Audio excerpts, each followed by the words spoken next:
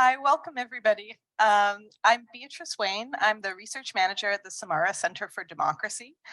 This is a national nonprofit charity committed to securing a resilient democracy in Canada with an engaged public and responsive institutions. And I'm so excited to be here today on this panel.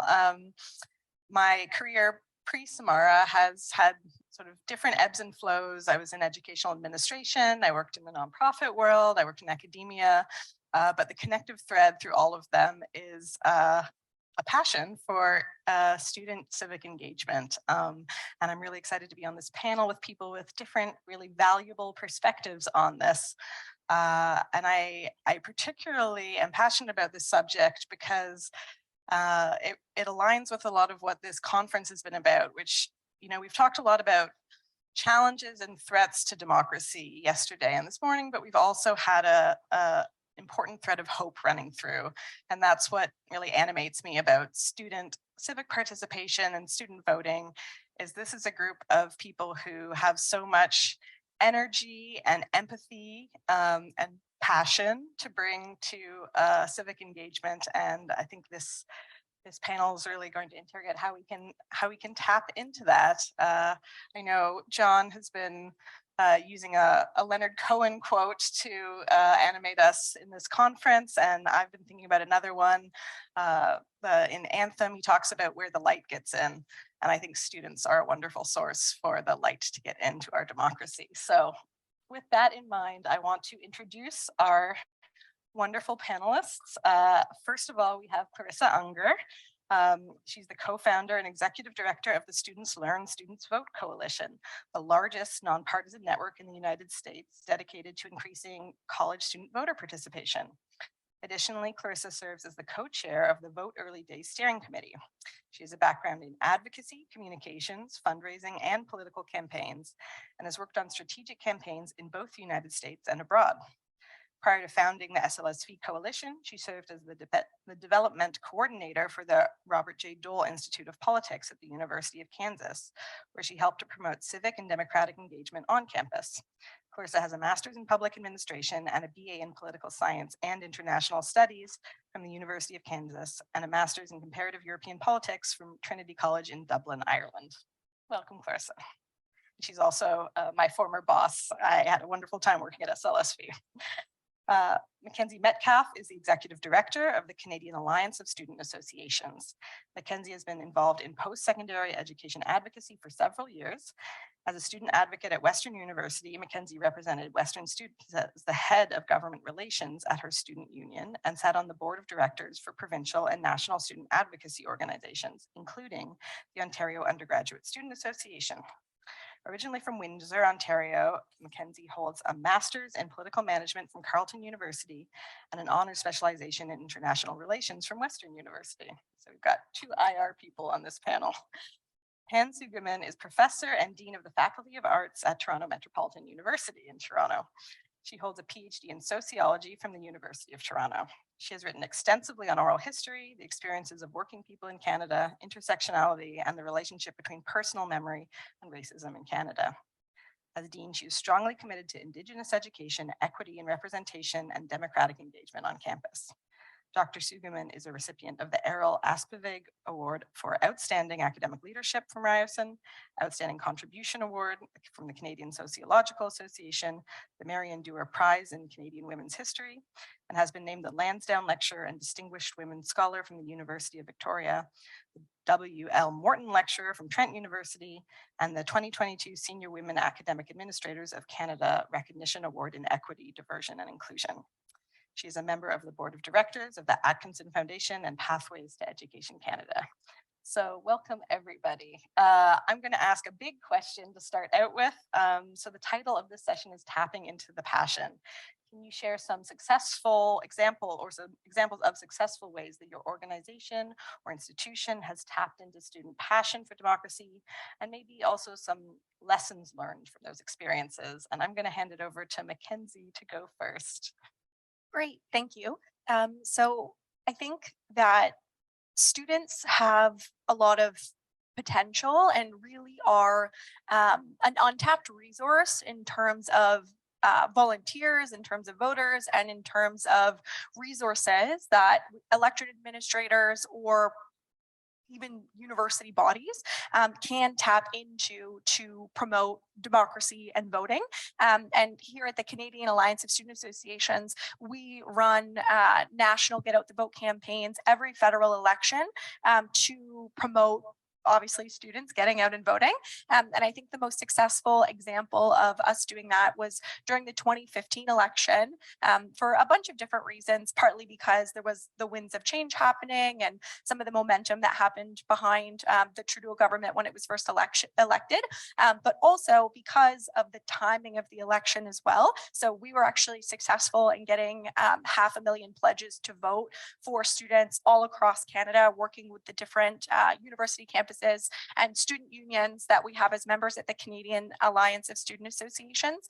And I think the lesson that I would pull from this and what is successful, that seems really obvious to, I'm sure, everybody in this room, but doing in practice is really, really difficult. And that's meeting students where they're at and not assuming that every student is like me and like us around this table that is like so excited to vote and like knows when the next election cycle is and is like ready to talk about the policy issues and engage with their friends. I think part of why that 2015 election cycle was so successful was just coincidentally that it was in October. Our Get Out the Vote activities happened. In September, we had welcome weeks when students were the most engaged. We had Get Out the Vote cards on every single seat in every single auditorium for every single welcome week that happened at almost every post-secondary education campus all across Canada. And that is meeting students where they're at. They have to make friends. They have to connect with their campus community. And the best time to do that is when the first year's first step on to campuses. So I think meeting students where they're at, whether it's taking advantage of situational things like that or tapping into other campus networks, is really the best way to engage the average student. That's great.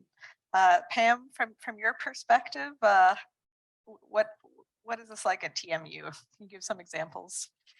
Sure. So I think one, we create opportunities for students to realize their interests and then over time develop the passion. I don't know, sometimes it exists already, but sometimes we need to create those spaces in which they can flourish.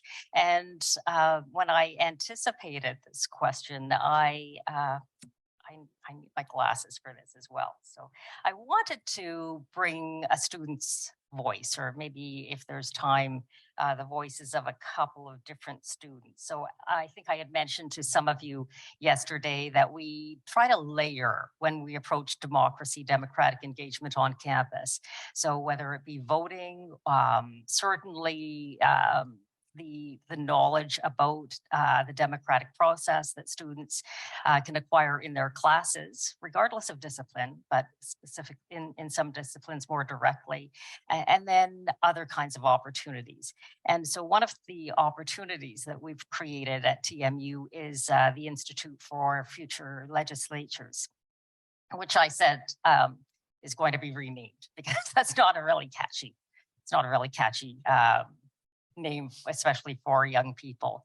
But this is something that grew out of a partnership with the University of British Columbia. So they were first to establish an Institute for Future Legislators, and we worked together. And in the initial year, well, the initial couple of years, faculty from UBC came and taught here and taught the program here.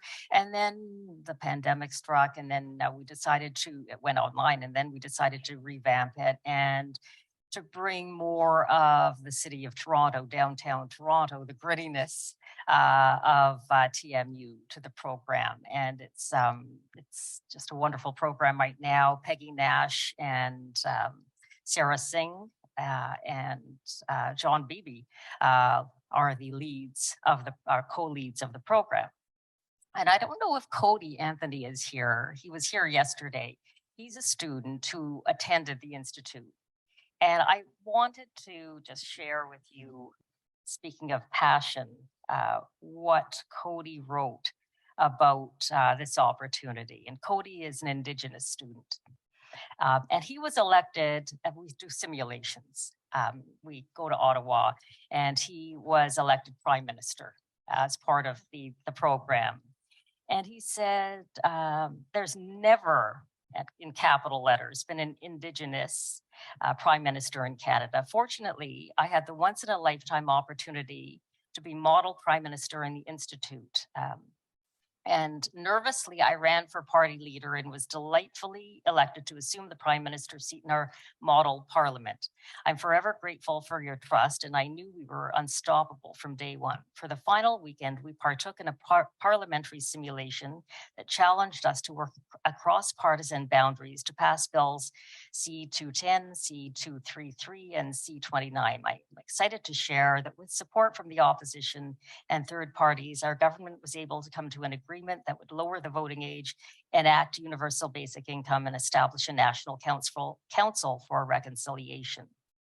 And then he goes on, I won't quote all of this, but assuming the prime minister's seat is my penultimate dream, there would be no greater honor than to lead Canada and the 630 plus Indigenous communities to unity and prosperity.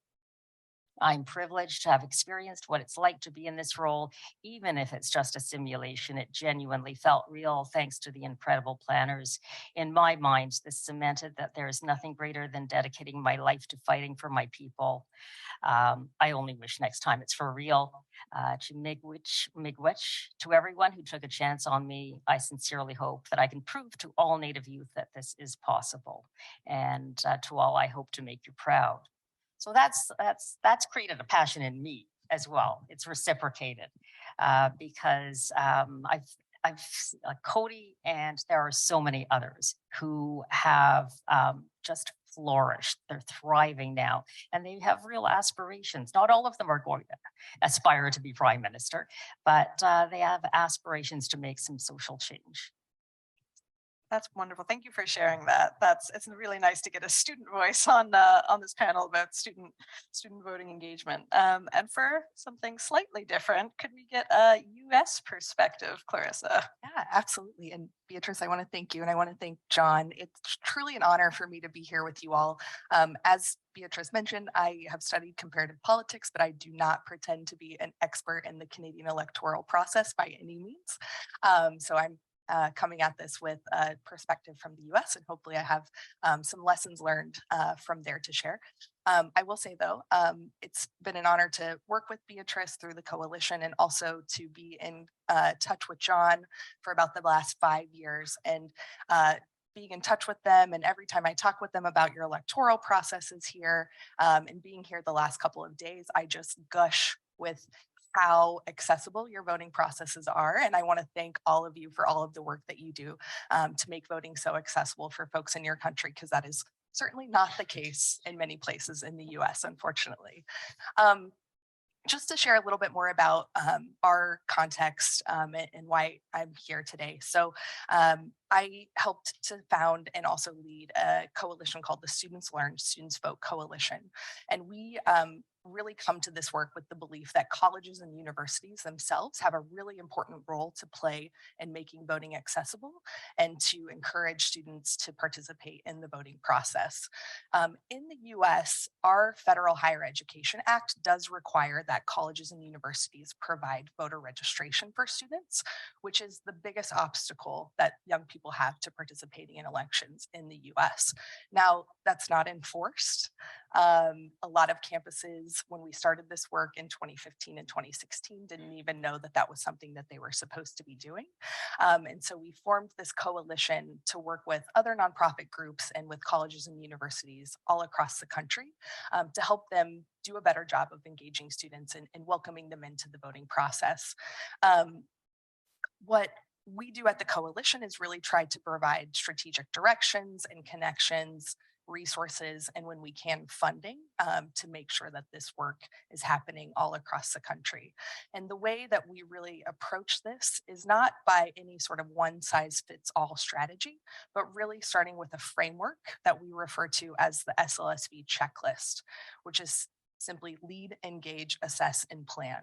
So making sure that there is at least one campus folk coordinator who's designated to lead this work at every institution, making sure that they're engaging with a diverse coalition of folks on and off campus, that they're assessing student registration and voting data, and that they're planning. So actually writing basically a campaign plan.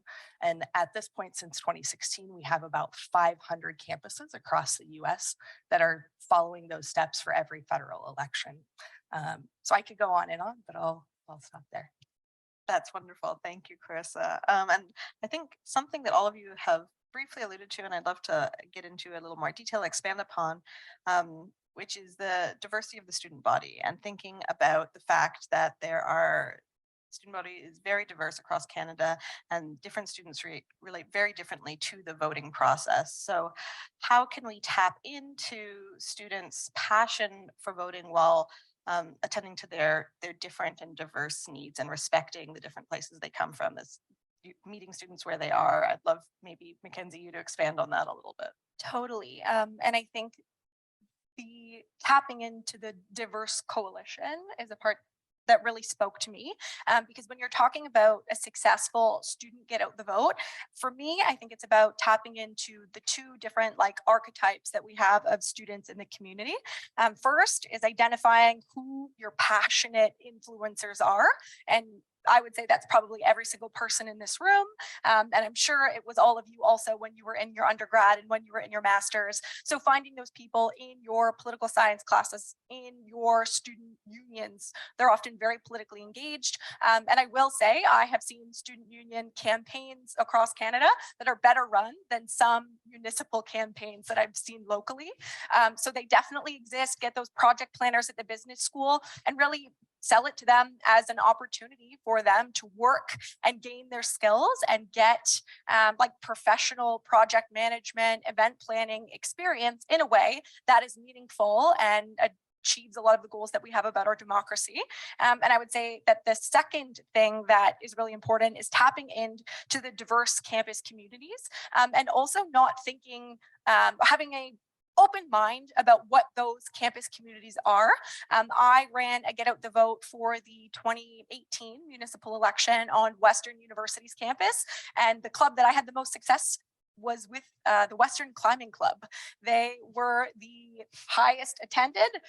They offered free climbing at that time. So I literally just showed up and gave them all my cards. And it was way easier than it was with the campus conservatives or the campus liberals or the campus NDPs. I heard there was no persuading them. Those are people who are already going to vote. But I also got really good engagement when I went to the Spur fashion show and the Kaiser fashion show, because those are the students you want to meet. These are the people who are the voters that might go out, they might not, depending on the issue. They probably don't know how to register to vote. But what's most important when you're talking with students is getting them to be asked to vote and to engage in the election with somebody that they already know and that they already respect. So sure, I can go in and talk on the fashion show stage about why democracy is so important. But what's 10 times more influential is if I get the president of the Spur fashion show to speak about it, to get people to register, really to access those private Facebook groups and the private chats that people have, and to integrate it into their systems as well, right? Maybe they all go vote together. Maybe they share information in that way. So I will say that that's what we have found is most useful, is tapping into those diverse communities. And then also just going back very quickly to these passionate influencers. I think these are really important people that you should cultivate and I guess look to during election cycle, but also after the election cycle as well. These are really great people who ideally get involved in the kind of work that we all do in this room, whether it is at a not-for-profit, at a provincial body, or a federal body that administers elections. These are people that in a volunteer basis already would have gained the skills you guys are looking for and the experience that I'm sure you look for every year on your intern lists, and that it's really hard to find people who have experience running a Get Out the Vote or collecting election data. So cultivating almost like a mini network on a university campus of people who might want to be interested is the best way to find talent. And quite honestly, it's how I got engaged and ended up here at the Canadian Alliance of Student Associations. I ran a municipal get out the vote in 2018. That transitioned to a student union campaign because somebody was running and they needed someone to run their books. Then all of a sudden I knew what the student union was. I got a part-time job at the student union, ran to be the vice president of government relations, got a master's in GR, and now I'm running the federal student vote at CASA. So it really is all of those little steps and all of those learning a little bit more about a democratic institution over several years that I'm sure have turned you all into the democratic influencers that you are, and that I think it's important that we cultivate along the way with students. I've never thought of myself as a democratic influencer. I'm gonna think on that. Clarissa, can you talk about from the U.S. perspective? You know, SLSV has a presence in 50 states. You have many campuses that you have partnerships with. Can you talk about sort of the strategies for dealing with that great amount of diversity? Absolutely. So I think there's a few things that are key to that. And we do work with all different types of institutions across the US. So community colleges, historically Black colleges and universities, other types of minority serving institutions, public, private institutions, right? And like I mentioned, there's really just no one size fits all strategy that is going to work for engaging every student at all of those different types of institutions. Each type of institution has its own challenges. They have their own opportunities and resources available to them. And so again, what's really central to our work, like I mentioned, is that SLSV checklist. So really starting with that sort of framework of what is on the macro level, how do we approach this work, and helping the campus vote coordinators and those on-campus coalitions make sure that they have the resources that they need to be successful in their own institutional context. I think another thing that's really important with the way that we approach this work too is also getting a little bit about what you were just talking about. So it's really tying the identity of being a voter to identities that students are already identifying with. So we don't have one large national campaign that we put all of this work under. We encourage our colleges and universities to create their own sort of on-campus coalitions and brand them. So I'm originally from Kansas. I went to the University of Kansas. So we would have like a Jayhawks vote group on that campus because we do know from the behavioral science research that it's really important to tie the identity of being a voter to other identities that students are already see themselves in. So again, no one size fits all strategy, I think is the biggest thing and the biggest successful approach that we've had in working with the hundreds of colleges and universities that we do across the US.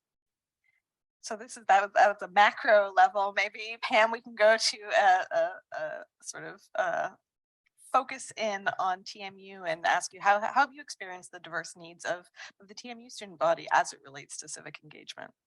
Well, I think it's a really important question because the student body at TMU, as in many other universities, both in Canada and the States, is incredibly diverse and diverse in different ways. So it's important when approaching voting specifically or democracy more widely to recognize that and to never forget it. That we're talking about very different groups of students who have different lived experiences, some of whom are very disenchanted with the current system. And, you know, so in approaching this, I think this issue of diversity among students and democracy and voting specifically, I think of Elamin Abdelmahmoud. I think I got his name right. Elamin's keynote yesterday. For those of you who heard Elamin, I found it very meaningful. And he talked about the stories of democracy, narratives of democracy. And I think about stories of democracy as well. So it really resonated. And he spoke about his experiences in Kingston, which I think was the place of origin or the first place that he inhabited when he arrived as an immigrant arrived from Sudan. And he said that he had to insert himself into, like many other people, insert himself into someone else's story of democracy. It was an existing story. And I think that's the case for many of our students as well. They have to insert themselves. But in order to insert themselves they first have to understand the democratic process, the democratic system, our democratic institutions in this country. And so that's what we try to teach them. That's what their professors teach them, and that's what we try to teach them through the Democratic Engagement Exchange and other initiatives. And then they may choose to try to reshape, but they have to understand how power operates in the society to begin with. So I think that's a really foundational step in, so as you heard, Cody did that, and now can envision himself, he can insert himself, but he talks about, various bills, the enactment of various bills and the ways in which his communities would be represented. So he's also re-envisioning the democratic system. And I guess I'll also say more specifically or concretely, I'll mention Women in the House. So this is a program that I'm really, really proud of. It's run by politics and public administration faculty member Tracy Rainey and Peggy, who's very busy at TMU. Peggy Nash also supports this program. And so they provide opportunities for students who identify as women to job shadow members of parliament. And this is co-curricular. They learn about the system in class, and then they go to Ottawa and they sit in the Senate chambers, and they get a chance to have lunch with members of parliament, with members of Senate, and attend question period. They can see themselves in this position, in these positions, and it is, and everyone overuses the word transformational, but it is truly transformational for these young women. And the emphasis in this program is on intersectionality as well. So I would say a good proportion, maybe over 60%, maybe 75% are racialized women, the women who participate in this program. So that's one of the many ways in which we can be conscious of and attentive to the diverse student population. And then I would also say that, we've, in the Faculty of Arts, we've struck a committee, and I shouldn't say we, because I haven't done this myself, but some people have struck a committee. They call themselves the Black Student Advisory Committee. So they are beginning to think about the relationship between Black students, and all Black students are not the same. They don't all have the same views, but they have a different relationship on the whole to voting. And I mentioned maybe disenchantment would be the more appropriate word. There is a disenchantment with the current system. And then when we think about voting, different issues are of importance. Black students at TMU will talk about their story, the community history, policing, for example. There's a long list, housing, some of which merge with the concerns of other students, but some depart and are distinctive. Thank you very much. That's a really valuable perspective. And I like you calling back to Ella Mean, because I think the power of storytelling and democratic engagement is such a interesting and important way to frame it and think about it. And I'm also an oral historian by training, so I love that power of storytelling angle. This might seem like a shift, but I think it's actually important. What is the role of data in helping us tell the story of student civic engagement? How can that support our efforts, and how can we use data to help connect with these students so we can make them feel like they have a story to tell in the formal electoral process? And maybe I'll start with you, Clarissa, because I think there's a really interesting story out of the United States. Maybe can you talk about how NSOLVE, which is the National Study of Learning and Voting, National Study of Learning, Voting, and Engagement. Out of Tufts has been helpful in the work that you do. Yeah, absolutely.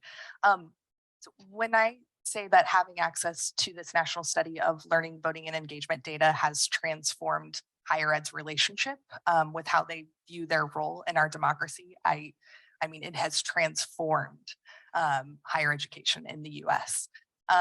So this study is done by, as Beatrice mentioned, the Institute for Democracy and Higher Education at Tufts University. And it was started, I believe, in 2014, and they have data for every federal election in the US since 2012. And campuses have the ability to opt into this for free. And if there are about, right now, I would say about 800 colleges that participate in this in the US. And so their sample or their data is about half of the students across the entire country. This takes data that most campuses in the US provide to what's called the National Student Clearinghouse, matches it with voting records, and then de-identifies the data. And then this institute at Tufts gives campuses a report of their campus-wide student registration and voting rate, and breaks it down by a bunch of different demographics. Now, having access to this data has done many things. One of them was that it revealed disparities, both across campuses, also among different student populations and across different areas of study. So for example, before we had access to this data, I always like to pick on Ivy League campuses. So many of them said, oh, we don't need to be a part of your coalition. We don't need to do this. All of our students are voting already. And then they got access to this data and said that was definitely not the case. So it was incredibly eye-opening, for one thing. Also, because it does break this down by different demographics in terms of age, class, of grade in school, race and ethnicity, if that data is available from the campus, and also areas of study, it showed all these different areas as well within the specific campus where that might be voting at lower rates. And so it allows for strategic outreach. So one of the things we saw was that across the board, STEM students were not voting at the same rates as other students on campus. So a lot more engagement with those areas of study. It also holds institutions accountable as well. So like I said, all those Ivy Leagues who thought all their students were voting, they didn't need to do this. Well, now we can sort of hold their hands to the fire and say, actually, there's a lot more work you could be doing, and we'll help you do that. So it's been incredibly important for us to have this data. And one thing I will say too is all of our work and this study as well is paid for by private philanthropy. And that's been an incredibly important contribution that they've made to this space in the US that we're very grateful for. I've worked with NSolve data when I was working at SLSV, and it is so rich and so useful and so helpful in directing advocacy. So I completely support everything Clarissa said. I'm interested, Mackenzie, what with similar Canadian data, how do you feel like this might shape the work that you do, the outreach that you engage in? It would make my job so much easier. Just to be able to have that data, like even so specifically that you can break it down like that, like would be such a dream. I will say that we have a lot of really great programs within Canada, like specifically the Vote on Campus program through Elections Canada, and some of the initiatives that we have seen have been absolutely great stepping stones in getting students to actually get out and vote, specifically when the program wasn't available during the COVID-19 pandemic because of the shift in, the minority election context in terms of getting spaces, and it just wasn't feasible. But we heard loud and clear from students and student leaders that they want to vote, they want to engage their students in voting, and they saw that program as absolutely integral in making voting accessible to students on campuses. And so I can only imagine what we would be able to do with that program, and with, like you said, how accessible voting is in Canada, on top of why certain students and certain grade demographics or with different backgrounds are motivated to vote, because now a lot of what we do is really based on community organizing and relational organizing, but being able to micro target based on things other than the commonalities that students have. Like we always focus on student financial aid. We always focus on the environment, and housing's becoming a more important issue for students as well. But being able to micro target that based on the difference of urban and rural students and students of color and white students, and even farther beyond that, now I have something to work on. Pam, maybe just, and I don't know if you have a perspective on this, but for a study like this, can you think of institutional sort of reasons why it might be challenging in the Canadian context, or just even whether you think that this would be a valuable thing? I think it would be an extremely valuable thing, and I'd love to partner with both of you. We don't, to my knowledge, and I'm not an expert on voting data, student voting data, but to my knowledge, we just don't have very much in Canada, and it's really, I do wonder about why we don't. So it has to become a priority. So I do know how universities operate, and status quo is a huge barrier. Just to make a change. I mean, changes happen obviously within universities, but it can be a slow and tedious process. So we have to break through those institutional barriers, resources, collaboration is extremely important. It's always dangerous when a dean has an idea. And so because a lot of people say, oh, well, we're not going to do that because the dean wants to do it within universities. So I think there has to be buy-in for this kind of initiative among faculty members, with the student leaders, the student associations. And I do think there's an appetite among student associations, certainly at TMU. And I think the other resources. So the other institutional barriers. So I'm hearing what you're saying, Clarissa, about philanthropy. I'm looking at our executive director of development here as well. So those are the barriers, but and it has to be a priority from the very top down.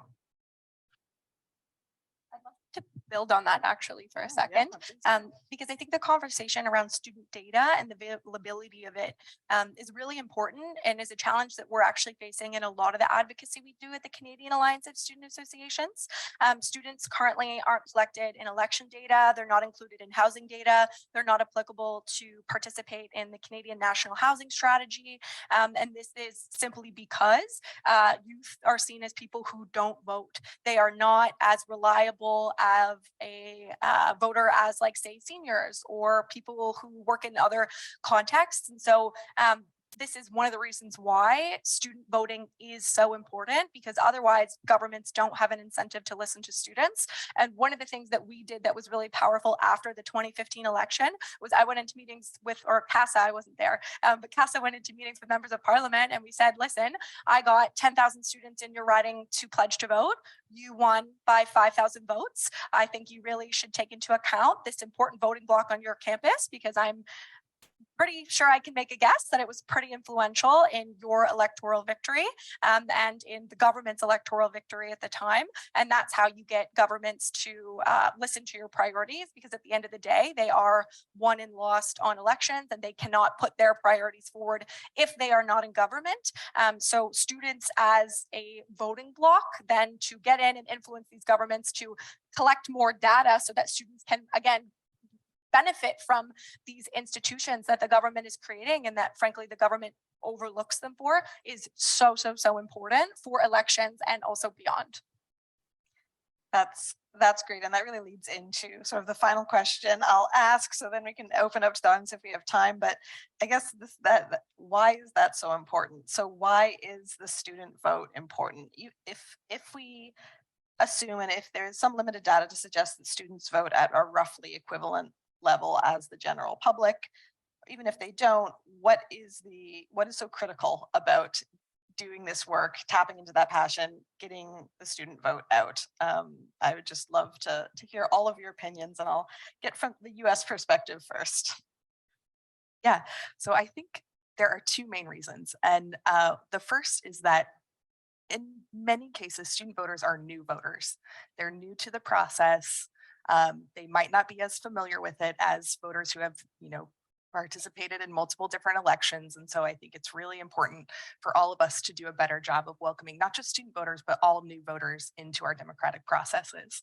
The other reason I'll say is students, when they learn about elections, they don't just keep it to themselves. So one study that we found, or one study that we did on one of our programs in the US found, we were not suspecting this, but that students were acting as information brokers for their family members as well, especially during the 2020 election in the US when a lot of election rules were changing very, very rapidly, and particularly in immigrant communities and first generation students were really acting as information brokers for their families. So I think it's really important to remember that when you're engaging students in elections, it doesn't just stay with those students, and they are engaging their other family members and friends as well. It's a really important point. I think sometimes we come at it from the opposite perspective. We think about how families can educate their younger members, but I think I love that study that shows it goes in the opposite direction too. Students can be critical knowledge brokers. I love that. Mackenzie. Yeah, so I did jump the gun a little bit there in terms of No. students as a voting bloc and the influence that they're kind of able to provide. But I think when you catch someone who is at the ripe age of 18 to 22, you create a lifelong voter, right? Like if you vote once, you're more likely to vote again, and you create a citizen as opposed to someone who merely lives inside a democracy. And so I think that getting them engaged early and engaged often is really, really important. Again, students need to vote in order to see themselves reflected in democratic institutions. I believe there's only one Gen Z MP. And then after that, I think it's like up to 35 years old that the next MP is. So it's really important that students get out and they vote, but not only that, they further get involved in the democratic system. They talk to their members of parliament. They are engaged in the public conversations and the public discourse because it shapes their life. And otherwise, they don't have those same representatives that other demographics do in whether it's the House of Commons or otherwise, to make sure that their interests are being heard and that they're being represented as voters and as Canadians. And Pam, I'll give you the final word on this subject. Thanks.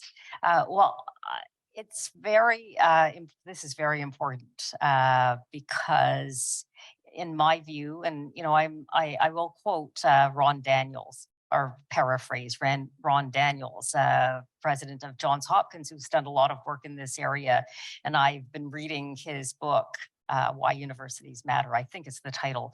And because universities, well, I really am paraphrasing. He doesn't say all of this, but in my view, universities are places in which we certainly impart knowledge and we disseminate information, but there's another responsibility, another layer. And we are a democratic institution, or at least universities should be democratic institutions. And so we need to teach our students about democracy, and not as passive recipients, but as active citizens.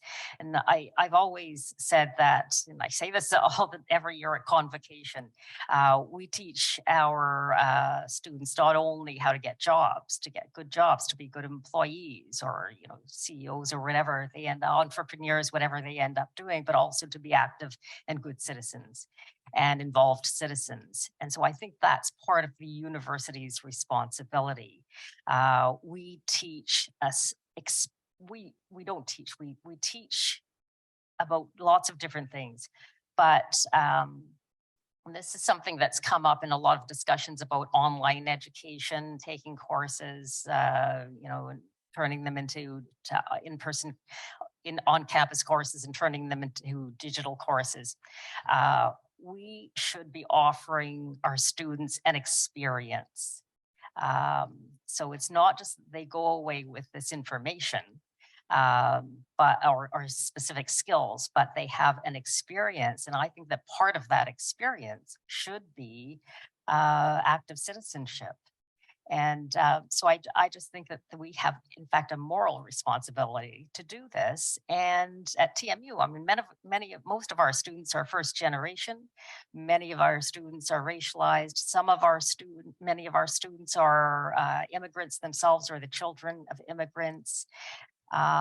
They are not, they don't all have the cultural capital that some students from other universities do have.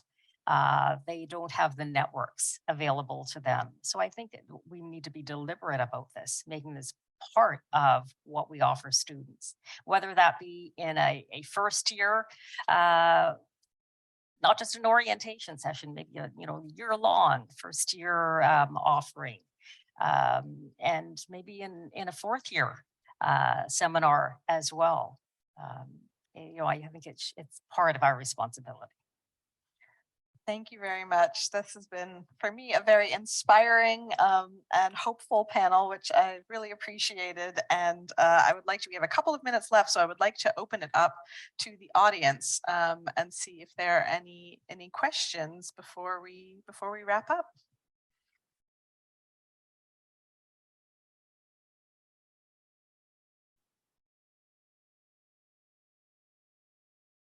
Hi, I'm Carolyn. So I'm with Elections Canada and I'm the returning officer for Toronto Centre. So this is my electoral district and I actually run the on-campus voting program for TMU and also obviously administer the election in downtown Toronto. So one form of engagement that we haven't touched on is, the opportunity to work in an election. So I'm always making my pitch that it's a tremendous learning opportunity for students to get sort of a behind the scenes look at how an election unfolds. And it's, for me, people assume that everyone you see working at a poll is a volunteer. And in fact, in Toronto Centre, I hire about 900 people in the course of 36 days to administer the election. So it's a tremendous challenge. And I think there's a tremendous opportunity here to tie into the student population. I'm certainly very well connected to the Democratic Engagement Exchange and to John. But yeah, just putting it out there for the group as a whole and this group. Thank you. I really appreciate that. I will admit that we had a question about collaborations between election administrators, campuses, and students, but it got cut because we were just talking so much.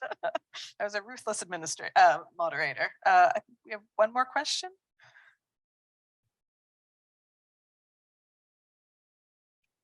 Really quickly comment on that. I just want to share. Thank you so much for sharing that. I think relationships between colleges and universities and election officials is so important, and we found that they can be incredibly mutually beneficial by having student internships, student poll workers, and also serving as opportunities to help sort of serve as a professional pipeline. So in the US, there's a whole movement to try to make sure that students are aware that being an election official is a career that they can be a part of, and it's a profession that folks should look into. So thank you for sharing that. So I'm an international student at the University of Toronto. I'm just curious, how can universities factor international students into the process of engaging potential student voter engagement? That's a fantastic question. Mackenzie, do you have some thoughts? I can take that one. And I think that international students are a really important growing community in Canada. There are several universities and colleges now that are over 50% international students. And this is a trend that isn't going to stop anytime soon. And though international students are not able to vote, it's really important to know that many of them are future permanent residents and future Canadians that come here because of Canada's really strong post-secondary education sector, but also because of Canada's really strong international reputation as a democracy. So when we talk about volunteering on elections or working within student unions. Do not overlook international students. They are some of the most passionate, hardworking students, even that we have. We have 2 on our board at the Canadian Alliance of Student Associations. And just because they are not able to vote does not mean that they do not care very strongly about Canadian democracy. And again, starting to see themselves reflected in Canada's democracy is a really important step as they become permanent residents and future Canadians, because that is truly how you build strong civic engagement right from the beginning. Great, thank you so much. We have to wrap up. It's time to move on. But John would like to add in and say one thing.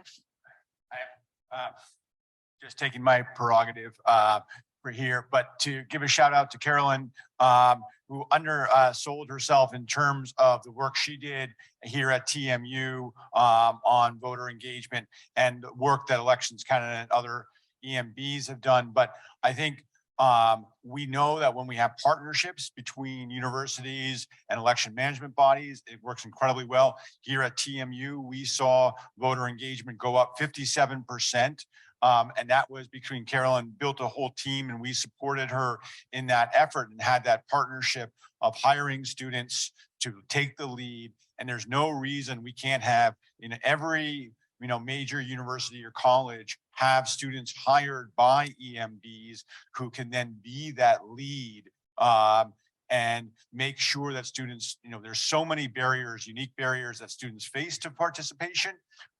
So I had to take the moment to give that little shout out to Carolyn, but also to all the work around voter engagement for our EMBs and the ability to hire students to be that liaison, not just to like work as poll workers, but to liaison with the community is amazing opportunity.